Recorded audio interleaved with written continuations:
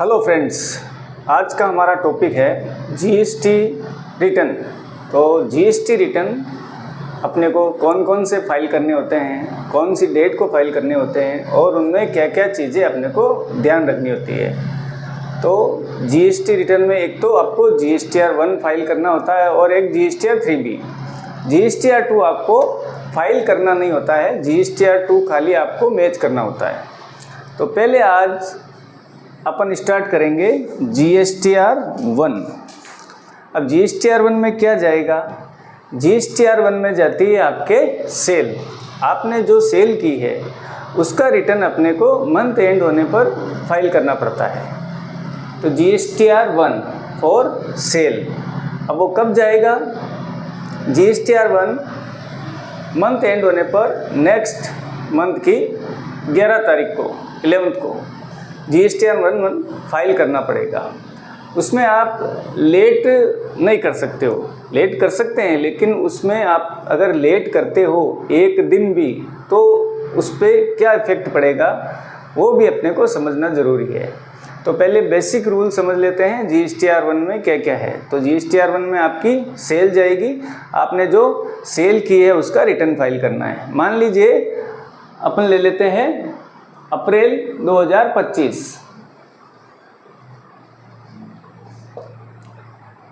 यहाँ पर आएगा 11 मई 2025। अब अप्रैल 2025 का अपने को GSTR 1 फाइल करना है, तो 11 मई से पहले पहले अपने को GSTR 1 फाइल करना है। GSTR 1 में आपको दो चार चीज़ें मेन है वो ध्यान रखनी। एक तो आपको B2B का स्पेशली ध्यान रखना है। B2B में क्या आता है? B2B में आता है बिजनेस टू बिजनेस, यानी कि आपने जिन जिन GST पार्टी को सेल की है वो बिल है B2B। तो मेन B2B का ध्यान रखना है। आपने किसी को सेल की है तो उसका आपने GST नंबर बिल में ऐड किया है कि नहीं किया है। अगर ऐड नहीं किया है तो उसके और आपके दोनों के प्रॉब्लम हो सकती है। तो ड्यू डेट क्या रहेगी? मंथली वाले जिनके मंथली रिटर्न है GSTR 1 उनके 11 मई, अप्रैल का रिटर्न फाइल करना है तो 11 मई तक। और जिनके क्वार्टरली है तो उनको वो 3 महीने से रिटर्न फाइल कर सकते हैं। अब 3 महीने से कौन फाइल कर सकता है? जिनका टर्नओवर 5 करोड़ से कम है तो उनके पास दोनों ही ऑप्शन है। वो मंथली भी रह सकते हैं या क्वार्टरली भी रह सकते हैं, वो उनके ऊपर डिपेंड है। अगर उनके B2B ज़्यादा है तो अगर वो मंथली में रहेंगे तो ही बेस्ट रहेगा। अगर B2B अपने कम है, उनके बहुत ही कम काम पड़ता है तो वो क्वार्टरली रहेंगे तो उनके इजी रहेगा। तो क्वार्टरली वाले अगर चाहे तो 3 महीने से लगाएंगे। अगर B2B का बिल किसी मंथ में बना हुआ है, यानी कि किसी GST पार्टी की उन्होंने सेल की है GST पार्टी को, तो वो खाली B2B का GSTR 1 फाइल कर सकते हैं, ओनली B2B का। उसकी डेट रहेगी 13 तारीख, 13 मई को। अप्रैल का है तो 13 मई को वो फाइल करेंगे। और अगर उनके B2B है, अप्रैल का कर दिया, अब 3 महीने से कब करेंगे वो? अप्रैल, मई, जून, जुलाई। उनको फिर 3 महीने से 13 जुलाई 2025 को अपना फाइनल GSTR 1 फाइल करना पड़ेगा। तो जिनके 5 करोड़ से टर्नओवर कम है और उनके B2B बहुत कम है तो वो क्वार्टरली रहें तो बढ़िया है। अगर B2B ज़्यादा है तो उनको मंथली रहना चाहिए, नहीं तो वो क्या करेंगे, हर महीने B2B भी लगाएंगे और क्वार्टर एंड होने पर फाइनल GSTR 1 उनको और लगाना पड़ेगा। तो इससे अच्छा है हर महीने अपना GSTR 1 फाइल हो जाए। अब अपने को इसमें ध्यान क्या क्या रखना है, क्या क्या चीज़ें हैं। तो इसमें अपनी सेल जाएगी, तो सेल अपनी सही है कि नहीं है वो आपके ऊपर डिपेंड है, आपको चेक करनी है। क्योंकि परचेज तो आपके बिल आगे से आता है, उसको देख के आपको एंट्री करनी होती है। उसमें आपको कुछ ऐसा विशेष ध्यान नहीं रखना है कि उसमें कोई चीज़ GST नंबर है कि नहीं है, HSN, वो सारी डिटेल आएगी। सेल में आपको ध्यान रखना है उस महीने की सेल पूरी प्रॉपर आपने सेल की हुई है कि नहीं की हुई है, कहीं पे आपकी एंट्रीज हैं वो रोंग तो नहीं है। अगर आप टेली में GSTR 1 जनरेट करोगे यानी कि व्यू करोगे तब वहाँ पर एक 2 ऑप्शन दे रखे हैं, अनसर्टेन ट्रांजैक्शन करेक्शन नीडेड। उसमें जो जो आपके GSTR 1 में एरर है, बिल संबंधित एरर है, वो वहाँ पर दिखाएगा। और उससे थोड़ा ऊपर आप देखोगे तो HSN में अगर कोई आपने गलती की है, आपने 3 डिजिट के डाल दिए हैं या 5 के डाले हैं या 7 के, क्योंकि HSN आपको 4 डिजिट, 6 डिजिट और 8 डिजिट में डालने होते हैं। 2 डिजिट पहले डलता था, आजकल कंपलसरी 4 डिजिट आपको HSN डालने पड़ेंगे।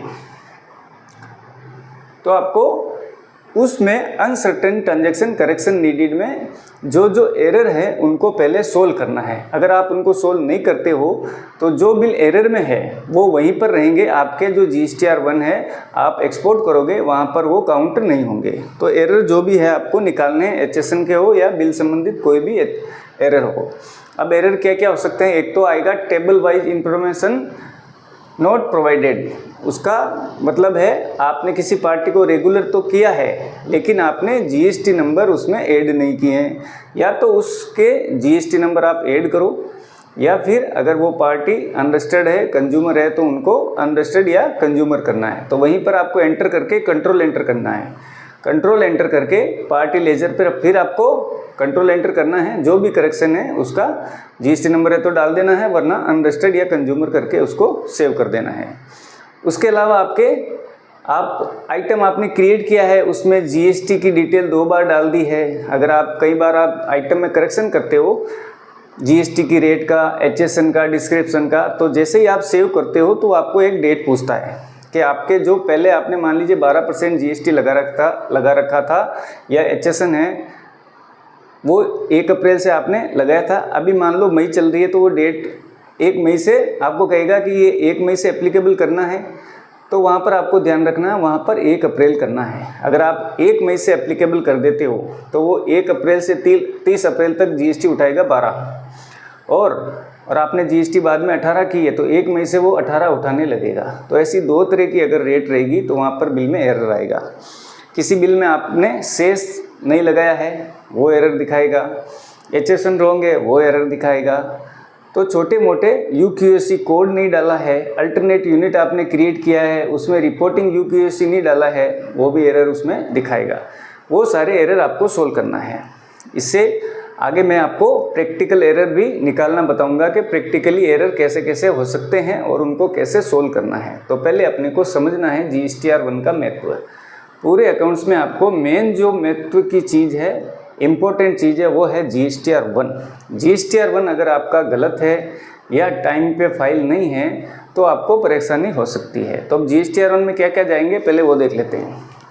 GSTR 1 में B2B, बिजनेस टू बिजनेस, जिन जिन पार्टियों को GST पार्टियों को आपने सेल किया है वो सारे बिल B2B में वहाँ पर ऊपर दिखाएंगे। अगर आप GSTR 1 खोलते ही टैली में आपको रिटर्न फॉर्मेट में नहीं आ रहा, नेचर वाइज आ रहा है, तो आप F5 प्रेस करोगे तो रिटर्न फॉर्मेट आ जाएगा, या कंट्रोल H करोगे तो 2 ऑप्शन आएंगे, नेचर वाइज और रिटर्न फॉर्मेट। उसमें से आपको रिटर्न फॉर्मेट करना है। अब पता कैसे चलेगा रिटर्न फॉर्मेट है कि नहीं है?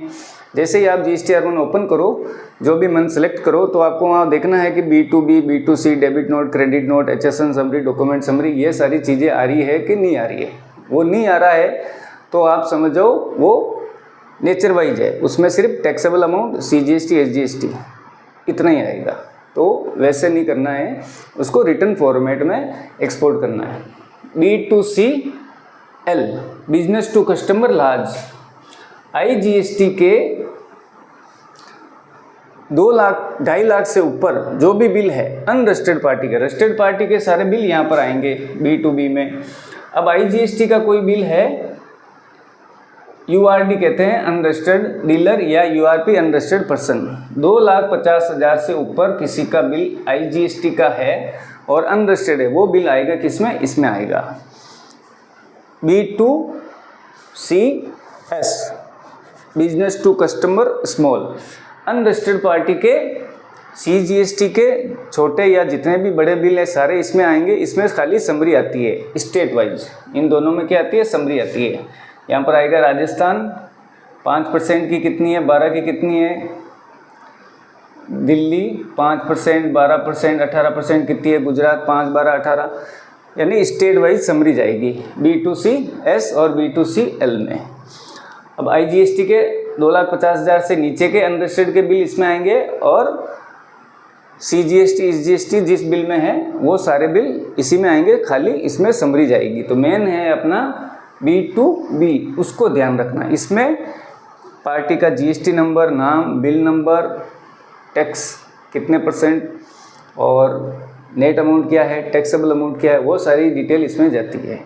मेन पॉइंट ये है, आगे इसका समझेंगे इसका महत्व क्या है।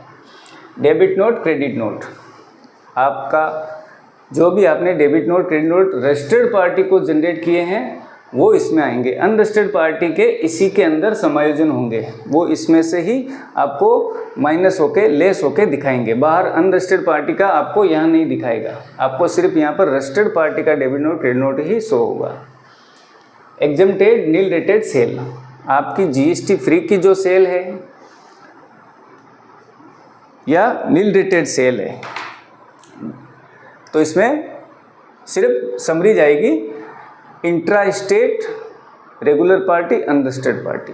इंटर स्टेट, रेगुलर पार्टी और अनरजिस्टर्ड। इंट्रा स्टेट बोलते हैं जो आपकी स्टेट है वो है इंट्रा, और आपकी स्टेट के अलावा जो भी स्टेट है वो है इंटर स्टेट। यानी जिस बिल में आप CGST SGST लगा रहे हो वो है आपकी इंट्रा स्टेट, और जिसमें IGST है वो है इंटर स्टेट।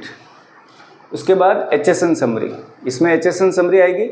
अब HSN संबंधित एरर आपको GSTR1 ओपन करोगे तो ऊपर भी आएगा, और अगर इसके अंदर जाके एंटर करोगे तो वहाँ पर भी HSN के एरर आपको दिखाएंगे। अनसर्टेन ट्रांजेक्शन करेक्शन नीडेड करके ऑप्शन आएगा, उसमें एंटर करके HSN संबंधित UQC कोड है, HSN रॉन्ग है, डिस्क्रिप्शन है, वो सारी डिटेल इसमें करेक्शन करनी है। डॉक्यूमेंट समरी, उस महीने में आपने, अब HSN समरी में क्या किया जाएगा, आइटम का नाम, description, taxable amount, net amount, GST कितने % है, कितने प्रतिशत है, IGST कितना है, CGST कितना है, SGST से सारी डिटेल इसमें जाएगी। डॉक्यूमेंट समरी में आपको उस महीने में कितने बिल नंबर से कितने तक बिल हैं, यानी 1 नंबर से 30 नंबर तक बिल बना है आपने, मान लीजिए, तो 1 से 30 तक टोटल 30 बिल। अगर कोई कैंसिल बिल है तो वहाँ पर कैंसिल बिल का ऑप्शन भी आएगा। तो ये सारी चीज़ें GSTR1 में आएगी। अब GSTR1 अगर अपन लेट फाइल करते हैं तो उसका क्या इफेक्ट पड़ता है, मेन प्रोसेस या मेन जो चीज़ समझने की है वो है अपने को GSTR1 अगर लेट फाइल करते हैं तो अपने को क्या परेशानी हो सकती है, तो वो समझ लेते हैं।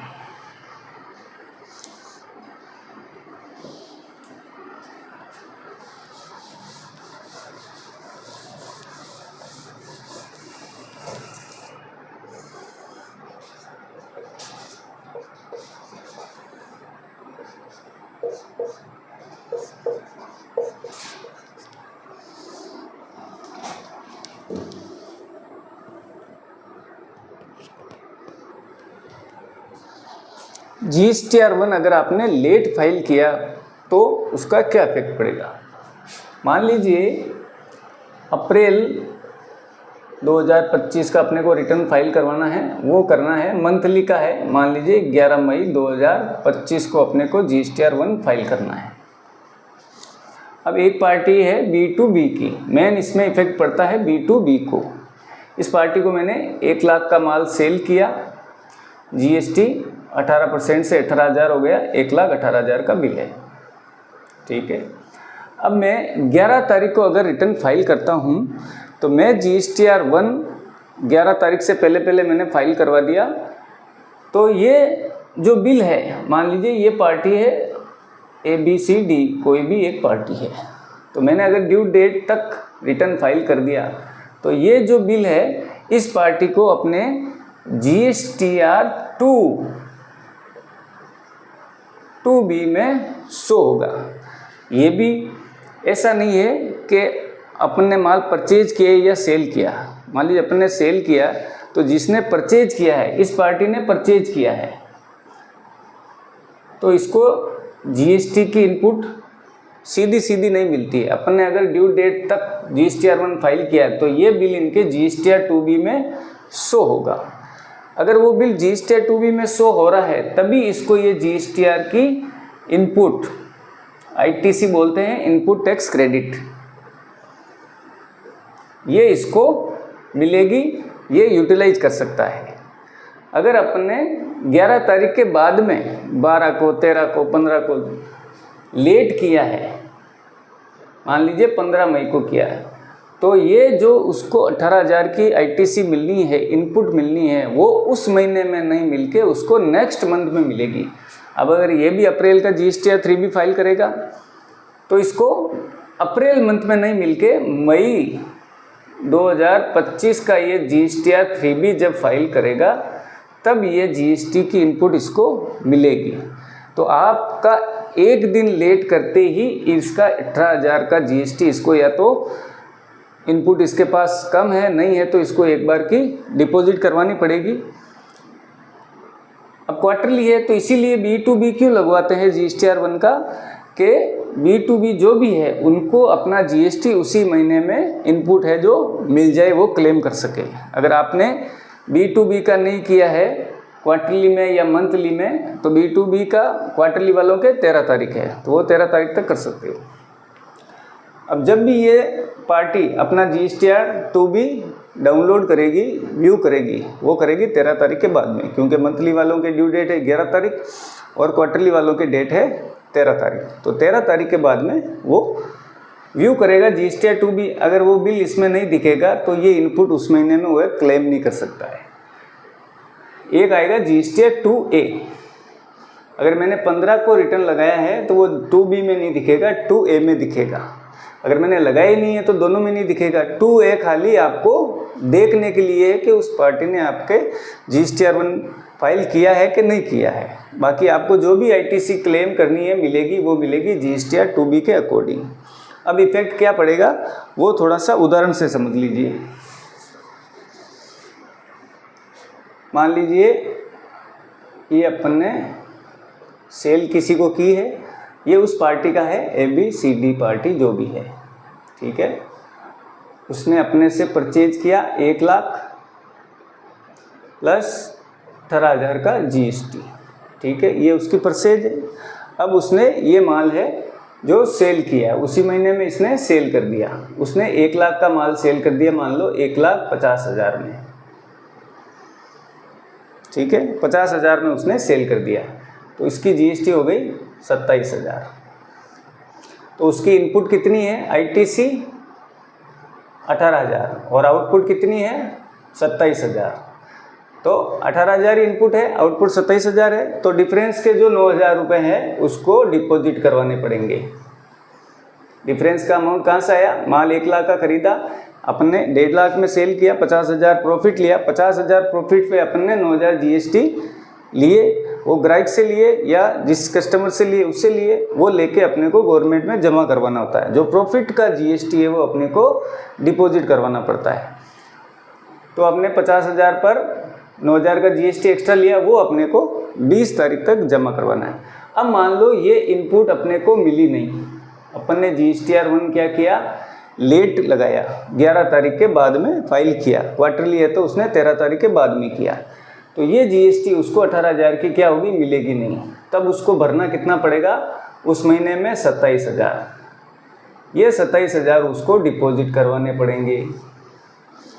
तो आपने अगर एक दिन या ड्यू डेट तक लगाया होता तो उसको डिफरेंस के 9,000 ही भरने पड़ते।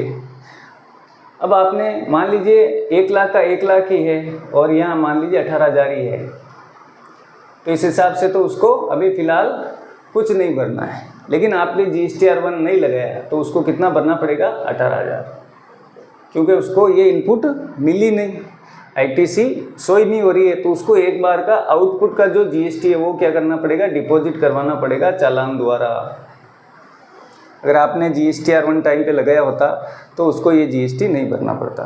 तो GSTR 1 की जिम्मेदारी किसकी है, सेल करने वाले की है। तो मेन काम ही अपना GSTR 1 है। GSTR 2 अपने पोर्टल पर अपने आप आएगा, अपन ने जिन जिन से परचेज की है वो GSTR 1 फाइल करेंगे, अपनी को GSTR 2 भी डाउनलोड करके उसको मैच करना है, वो भी प्रैक्टिकली मैच करेंगे। उसका वीडियो मैंने डाल रखा है, GSTR 2 भी कैसे मैच करते हैं वो आप उसमें वीडियो में देख सकते हो। GSTR 3B वो भी देखेंगे कैसे एक्सपोर्ट करते हैं। बाकी GSTR 1 जैसे ही आप फाइल करोगे तो GSTR 3B आपका तैयार ही रहता है। आपके GSTR 1 से 3B में सेल ऑटो जाएगी। और GSTR2B से परचेज वो ऑटो आ जाएगी। अब परचेज तो आपको कंपेयर करनी होती है, कौन सी इनपुट क्लेम करनी है, कौन सी नहीं करनी है, इसीलिए आपको 3B तैयार करना होता है।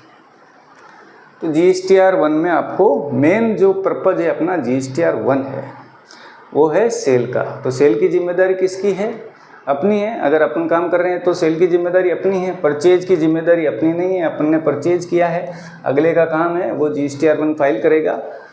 3B परचेज सेल लगाने, सेल का रिटर्न लगा दिया 1, परचेज की 2B से परचेज आ गई, तो 3B तो ऑटो तैयार है, खाली उसमें GST जो ये 3B तैयार किया अपन ने, GST आपको कितना डिपॉजिट करवाना नहीं करवाना उसके लिए GSTR3B फाइल करते हैं।